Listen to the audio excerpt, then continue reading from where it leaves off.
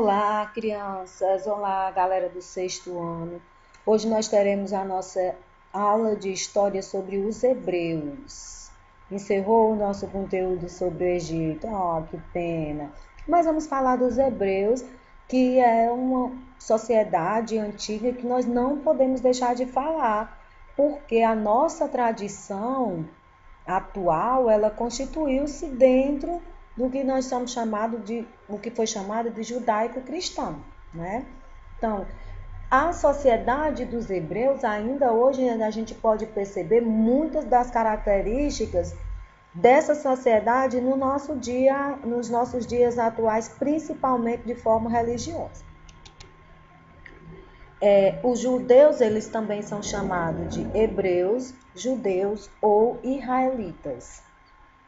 Quem aí já teve acesso à Bíblia, vocês podem ver que fala muito sobre esses povos e às vezes falam de forma diferente. Às vezes chamam de hebreu, outros de judeus, outros de israelitas. E é interessante a gente saber que são a mesma pessoa, o mesmo grupo, só que chamado de forma diferente e em tempos diferentes.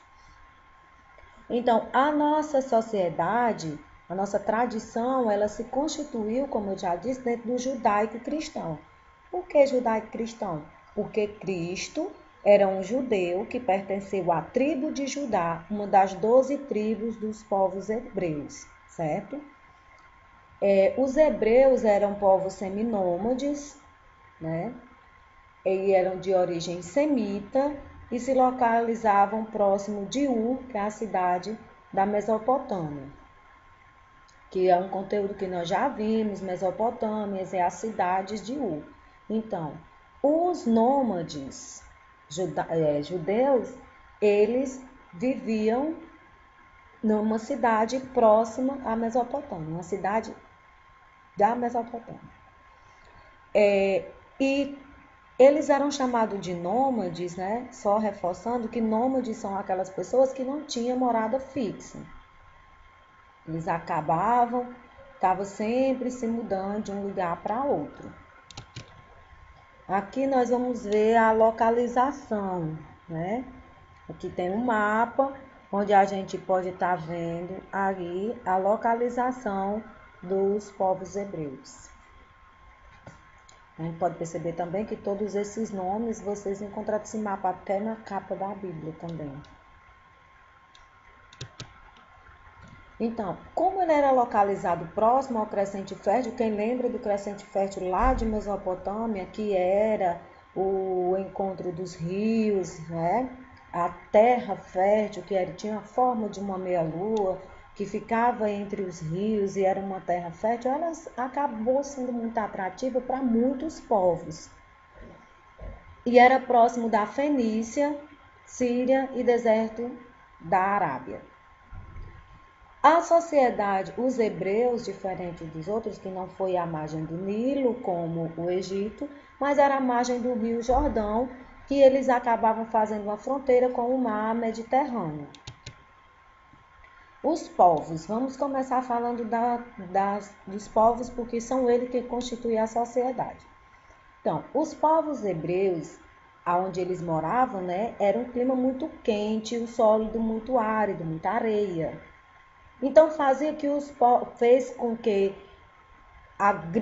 tivesse grande período de seca. Então, nesse grande período de seca que aconteceu em 1700 a.C., fez com que os hebreus saíssem das suas terras e fossem para o Egito.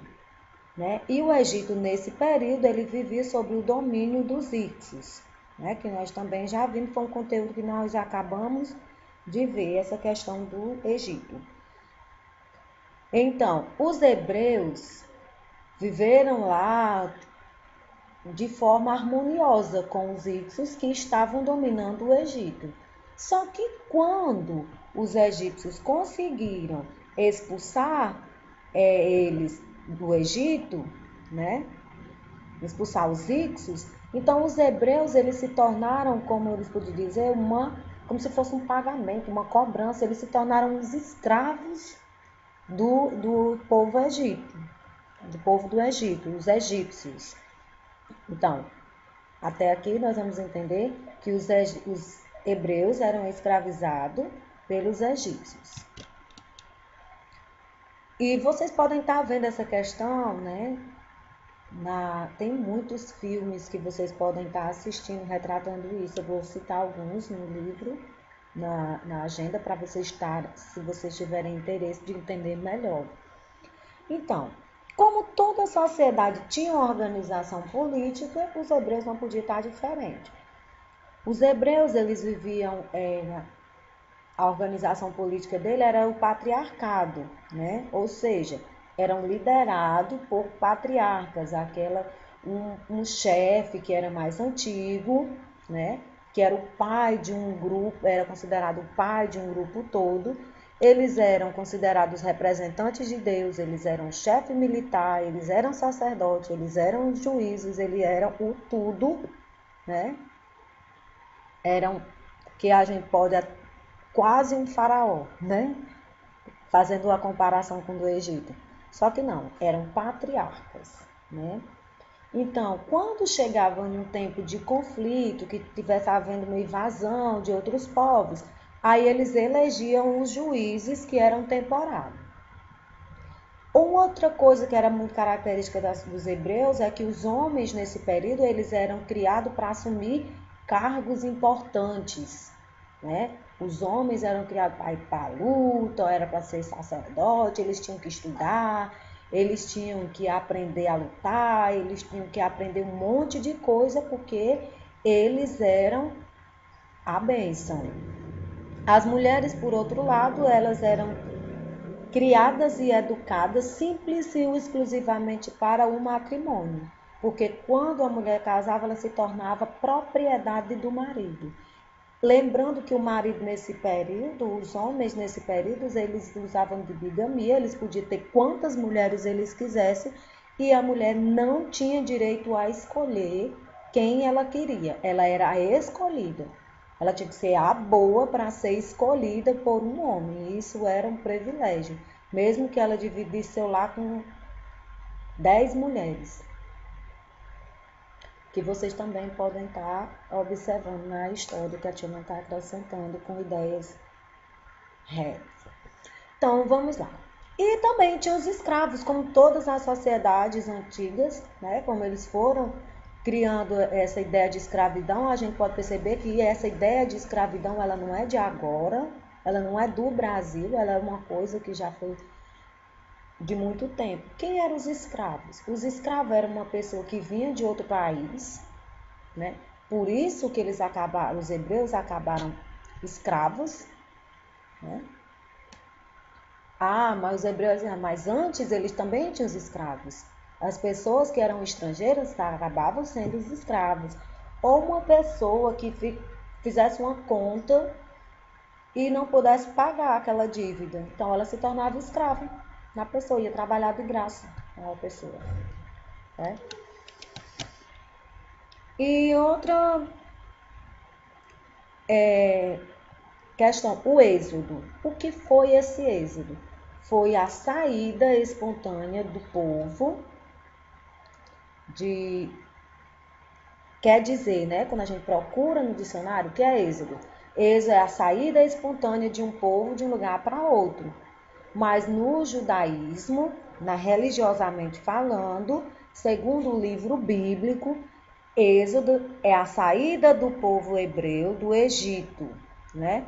E vocês podem estar acompanhando nos livros de história e vocês também podem estar acompanhando no livro bíblico. Lá em Êxodo vai contar essa historiazinha de forma cristã, como foi que aconteceu a saída dos povos do hebreu do Egito. Então, inicialmente, os povos hebreus eram politeístas, que nós vimos lá, Mesopotâmia politeísta, Egito politeísta, né? Então, os hebreus não eram diferentes, eles eram todos politeístas, pessoas que acreditavam em vários deuses, em vários elementos, em várias em vários seres, né? Só que aí aconteceu que Abraão, ele ouviu um chamado de Deus e ele teve uma ideia de que todo mundo deveria adorar a um só Deus, né? Então, Abraão, religiosamente falando, ele foi ungido e deu início a essa ideia de monoteísmo, que é a reverência e salvação de um só Deus, um único Deus, né? Outra coisa marcante é o Talmud, que é um livro que ele vai reunir todas as tradições orais do povo hebreu. Então, toda aquela coisa que era falado, os ensinamentos, né? Isso existe lá no Talmud. Outro traço bem importante da religião dos hebreus é que foram eles que escreveram os primeiros 5 livros bíblicos. O Pentateuco é o Gênesis, Êxodo, Levíticos, Números e Deuteronômio. São os 5 primeiros livros do Antigo Testamento. Eles foram escritos contando a história, a forma de vida, o desenvolvimento social desse grupo de pessoas, dessa sociedade. Mas o que é Talmud? Talmud em hebraico, né, que significa estudos, é uma coletânea de livros sagrados dos judeus.